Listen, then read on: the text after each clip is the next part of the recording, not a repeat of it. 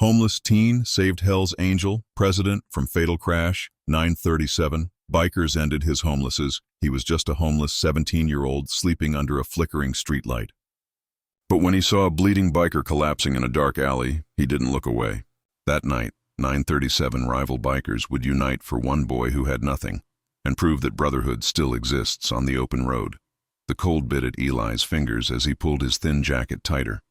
Rain dripped from the edge of an old brick building, each drop echoing off the trash cans lined along the alley. The streets of downtown hadn't been kind to him. 3 months since he'd last had a home, and Eli had learned how to make himself disappear. At 17, he was the kind of boy people walked past without noticing. Too thin, eyes too tired, voice too soft. Invisible, and for the most part, that was how he survived. He sat under the half-broken streetlight, a tattered backpack against his chest, guarding it like it contained gold. But it didn't. It held only a few pieces of his world, a worn-out book, a small photo of his mother, and a screwdriver set he'd found behind a car shop's dumpster. Cars splashed by, their headlights carving temporary streaks of gold on the wet pavement. Eli's stomach growled again. The last thing he ate was a day-old muffin given by a kind barista who had noticed his shaking hands. He looked down at the photo tucked inside his book. His mother's smile still carried warmth, even through the wrinkles of the photo paper. She had told him once, "Kindness isn't a weakness, Eli. It's strength that hurts less." He whispered to himself, "Just one more year. Make it to 18. Get that job at Mike's garage. Get off these streets." The words felt like a prayer whispered into the storm. Just before midnight, the street changed. The silence broke under the low rumble of engines. It wasn't cars, it was motorcycles, dozens of them. The kind of thunder that made windows shake. Eli tensed. He'd heard those sounds before. Bikers in this part of town usually meant trouble. He tucked himself deeper into the alley, hoping they would pass. But the engine stopped. Then came shouting, men's voices, harsh and fast. And then, 3 sharp gunshots. Bang, bang, bang. The sound bounced through the narrow streets, echoing off the walls. Eli froze. Every instinct told him to stay hidden. Then, silence. He waited, his heart thudding like a drum in his chest. When the engine started again, most of them roared away. All but one. Something heavy hit the ground with a dull thud. Then nothing. Eli swallowed hard. He should run, he should. But that voice, the one that still sounded like his mom and whispered, "Don't leave someone behind." He stood, legs trembling, and crept toward the corner. The weak light from a flickering street lamp revealed a man lying in a pool of blood. A big man, maybe in his late 40s. Leather vest, heavy boots. On his back, a skull with wings. Eli recognized it immediately. Hell's Angels. The man's breathing was ragged, his face pale. One hand pressed weakly against a wound in his chest. "Hey, hey!" Eli whispered, dropping to his knees beside him. The man's eyes opened, fierce blue eyes clouded with pain. "Kid," he rasped. "Phone, back pocket." Eli pulled it out, fumbling with slippery fingers. Blood and rain made it hard to grip. He dialed 911. 911, what's your emergency? "A man's been shot. Corner of Cedar and 9th. He's bleeding bad." The operator's calm voice guided him. "Keep pressure on the wound, sir. Help is on the way." Eli took off his jacket, pressing it against the biker's chest. He could feel the warmth of the blood soaking through. The man groaned. "Why are you helping me, kid?" Eli didn't know how to answer. He just said softly, "Because someone should." Sirens wailed in the distance. The biker grabbed Eli's arm, his grip like steel. "Tell him, Razor sent you." Then he coughed, blood on his lips.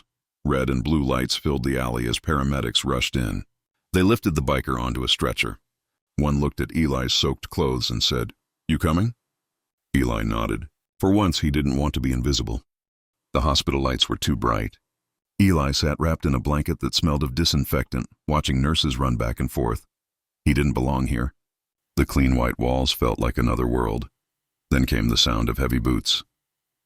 5 men walked in, all in leather vests with the same winged skull. Their presence silenced the room. The one with a gray beard and ice-cold eyes stepped forward. "You the kid who found Razor?" Eli nodded, unsure whether to be proud or scared. "What did he say to you?" "Just to tell you he sent me." The men exchanged glances. One muttered, "Damn." They spoke with the doctor, then returned hours later, carrying coffee and silence. One of them handed Eli a cup. No words. Just a nod. When the doctor finally came out, she said, "The bullet missed his heart. If he hadn't gotten help right away, he wouldn't have made it." All eyes turned to Eli. He looked down, embarrassed. A woman pushed through the crowd, dark hair streaked with silver. Her eyes red from crying. She wore a leather jacket, too. "You saved my husband's life," she said. "What's your name, kid?" "Eli. I'm Marie. Where's your family?" "We should call them." Eli looked away. "Don't have any." Marie's expression softened. "Then you've got us." The Hells Angels clubhouse stood at the edge of the industrial district, a fortress of brick and steel, painted black, with flags waving from the roof. Inside smelled of oil, beer, and leather. Old jukebox humming softly in the corner. They gave Eli a small back room with a cot. Marie brought him clean clothes and a plate of hot food. "Eat," she said. "No one starves here." Eli ate until his stomach hurt. That night he heard laughter, the clinking of bottles, the rumble of engines coming and going. He wasn't part of it. Not yet, but for the first time in months he wasn't sleeping in the rain. Eli fixed things. That's what he did best. A leaking sink, a broken jukebox wire, an old Harley with a bad carburetor.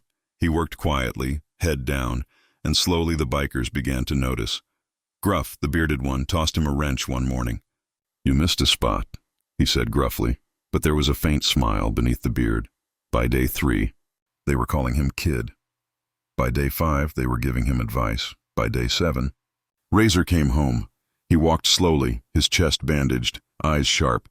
When he saw Eli, he stopped. "So you're the one who didn't let me die." Eli nodded nervously. Razor grunted. "Guess I owe you one." Marie crossed her arms.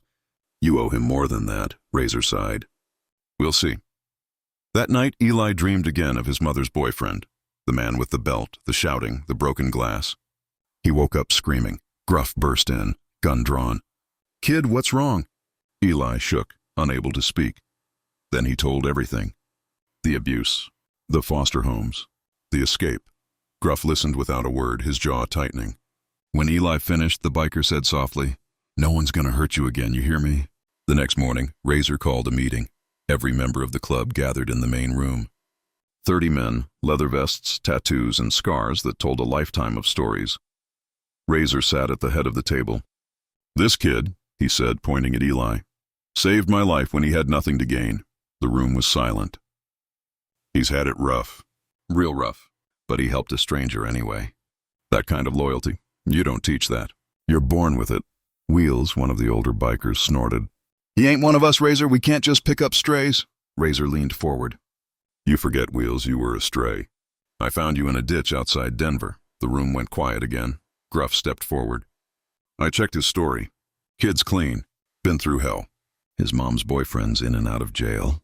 No one's looking for him." Razor nodded. "Then we take care of our own." He took off his hat and placed a $100 bill in it. "Pass it around.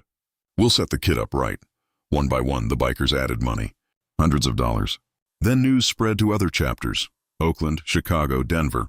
By morning, 937 bikers across America had sent money for one kid they'd never met. 2 weeks later, Eli stood in front of a small apartment.